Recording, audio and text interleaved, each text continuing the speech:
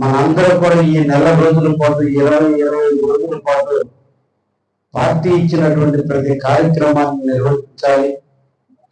రేపటి రోజున మన కావలి నుంచి శ్రీకాకుళం దగ్గర నుంచి అందరూ కూడా కావలి నుంచి వెళ్ళే క్రమంలో వారందరికీ కూడా మనం కావలి ఆతిథ్యం ఇవ్వాలి. కావలి నుంచి అన్ని రకాల సదుపాయాలు మనం కల్పించాల్సిన అవసరం ఉంది.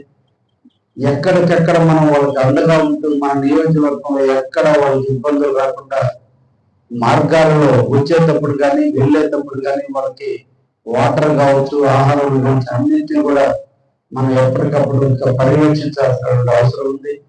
ఎందుకంటే ఎక్కువ భాగం ఈ మహానగరంలో కావలి చాలా భూమిక పోషించాల్సిన అవసరం ఉంది. అన్ని జిల్లాలకు సంబంధించి ప్రకాశం, గుంటూరు, విజయవాడ దగ్గర మొదలుకొని శ్రీకాకుళం వరకు కూడా అందరూ కూడా కావలి మీదనే పయనించడం జరుగుతుంది. కావచ్చు వాళ్ళ యొక్క అకామిడేషన్ కావచ్చు, వాళ్ళ యొక్క ఆహారం అన్ని కూడా కావలిలో మన వంతు మనం కర్తవ్యంగా తీసుకొని తప్పకుండా మనం పార్టీ ఏదో చిత్తశుద్ధితో మన అందరం కూడా పనిచేద్దామని రేపటి రోజు నుంచి బహుశా ఈ నెల 6వ తేదీన మన వర్కింగ్ ప్రెసిడెంట్ అయినటువంటి నారా లోకేష్ గారి చేతుల మీదుగా భూమి పూజ కార్యక్రమం కూడా జరుగుతుంది. మనకి ఇంకో సెజ్లో పెట్టడం జరిగింది కాబట్టి కావలి వాస్తవులకి అందరూ కూడా చాలా దగ్గరైనటువంటిది.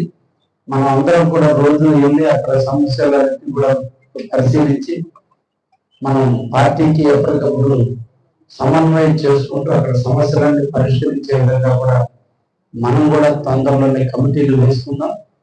మళ్ళా కార్యకర్తలతో ఒక మంచి సమావేశాన్ని ఏర్పాటు చేసి పార్టీ యొక్క ఆలోచనలు కావలి నియోజకవర్గంలో చేయాల్సినటువంటి కార్యక్రమాల మీద మనం ఒక దిశని తీసుకుందామని చెప్పి సందర్భంగా తెలియజేస్తూ ఈనాడు ఇక్కడికి వచ్చేసినటువంటి వివిధ రకాల ఆరోగ్య సమస్యలతో ఉన్నటువంటి వారికి చేయూతనిచ్చేటువంటి ఈ కార్యక్రమంలో భాగంగా చెక్కుల పంపిణీ నిర్వహిద్దామని సందర్భంగా తెలియజేస్తూ అందరం కూడా మహానాడుకి మనం అందరం కూడా సంఘీభావం చెప్పి అందరం కూడా దాన్ని సక్సెస్ చేద్దామని చెప్పి సందర్భంగా అందరూ కూడా